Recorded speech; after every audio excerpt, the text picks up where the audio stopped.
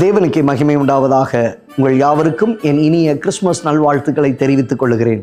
லூக்கா எழுதின சுவிசேஷம் 1ஆம் அதிகாரம் 10வது வசனத்தில் வாசிக்கிறோம். தேவதூதன் அவர்களை நோக்கி, பயப்படாதிருங்கள், இதோ எல்லா ஜனத்துக்கும் மிகுந்த சந்தோஷத்தை உண்டாக்கும் நற்செய்தியை உங்களுக்கு அறிவிக்கிறேன்.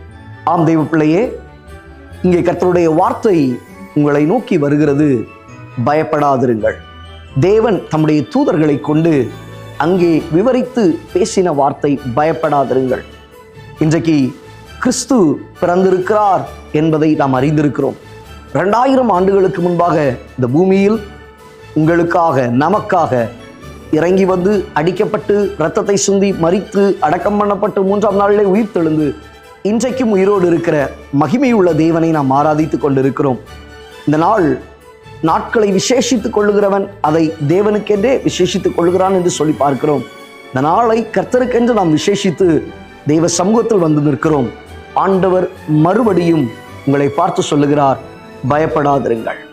இரண்டாவது, எல்லா ஜனத்துக்கும் மிகுந்த சந்தோஷத்தை கர்த்தர் கொடுப்பாராக. நற்செய்தியை கர்த்தர் கொண்டு வருகிறார். முதலாவது நற்செய்தி, உன் பாவங்கள் மன்னிக்கப்பட்டது. உன் பாவங்கள் மன்னிக்கப்பட்டது. இயேசு அவர் உனக்காக வந்த பரிகாரி. அவருடைய இரத்தத்தினால் உன் பாவங்கள் மன்னிக்கப்பட்டது என்கிற நிச்சயத்தை தேவன் உனக்கு கொடுக்கிறார். அதுவே உனக்கு கொடுக்கப்பட்ட மிகப்பெரிய நற்செய்தி.